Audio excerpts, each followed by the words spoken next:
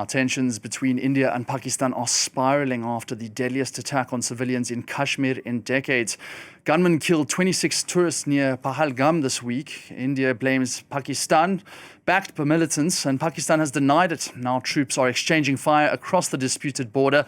Visas are cancelled, crossing shut, and desperate families are stranded. Pakistan says it's open to a neutral investigation, but both sides are digging in, and world leaders are calling for calm. But so far, no sign of either side backing down. Let's bring in Liza Kaminov from our International Affairs desk. Liza, now there are a whole host of suspensions being put into place, measures measures which were initially in place. Now they're being suspended, none more so than the Indus Water Treaty. This is a crucial water sharing treaty between India and Pakistan. What could the suspension mean for Pakistan? Because we focus so much on India. Let's talk about its neighbour.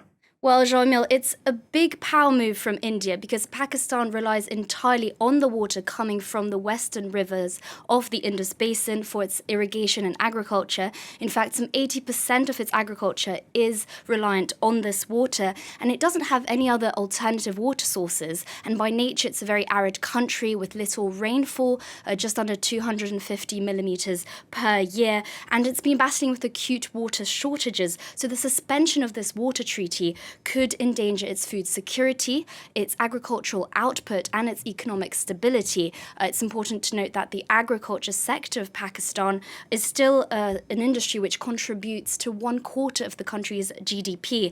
Now, Pakistan in this treaty, being the downstream country and India being the upstream country, means that India does have more control of the water flow. And this provides some kind of uncertainty for Pakistan, especially if India decides to withhold hydrological data on monsoons or on floods. And so this unpredictability of water flow could further hurt Pakistani farmers whose industry severely depends on this water.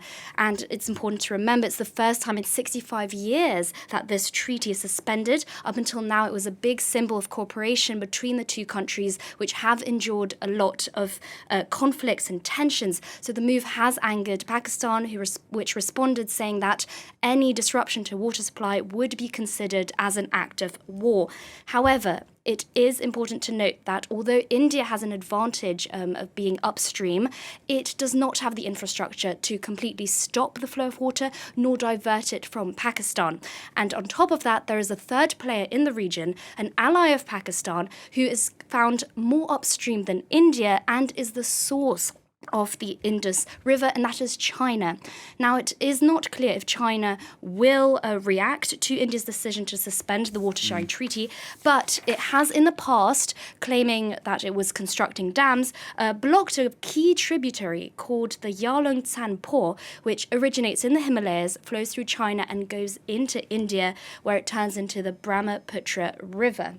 Now, this is India's largest river volume-wise. It's one of the largest rivers in the world, flowing through 3 countries. And so needless to say, it remains a key water source for India's agriculture, biodiversity, and hydroelectric power generation. So with all of this in mind, the suspension of this water treaty could have a wider regional impact than expected. But now it's a question of wait and see. And of course, with so many people, you still can't stop such a big body of water from being shared amongst neighboring countries. And that's really just a bit of a philosophical question on that. But another measure which has been introduced by India in response to the Kashmir attack is the closing of the Attari checkpost, a very important one, a key trade route between both India and Pakistan, and which then led to Islamabad suspending all trade ties. So it's just a cascading effect. How severe, though, again, could the impact be on Pakistan's economy? Well, Pakistan and India are not particularly big trading partners, and this is due to years of diplomatic flare-ups and almost constant tensions. India's GDP, however, is, as of 2023, 10 times higher than that of Pakistan's, so it could certainly have a bigger impact on Pakistan's economy than on India's economy. Secondly, Pakistan imports much more from India than it exports to India. In the last year, some $500 million million worth of Indian products were imported into Pakistan, including pharmaceuticals, sugar, chemicals, and auto parts. So those sectors, in particularly the pharmaceutical sector in Pakistan, could be negatively impacted. Of course, India's imports from third countries like Afghanistan, which typically will go through Pakistan, will also be hit by the trading ban. And the timing of all this is rather tricky because we are just 3 weeks away from the first high-level EU-Pakistan Business Forum hosted by Islamabad in May. And Pakistan is inviting EU and Pakistani investors and business leaders, hoping to attract investment and trade opportunities into the region to further strengthen its economic ties with the EU countries. Now, Pakistan is a country that had already increased its exports into the EU by 108%, and this was with the help of Europe's biggest investment programs to countries outside of the EU since the launch of this program in 2014.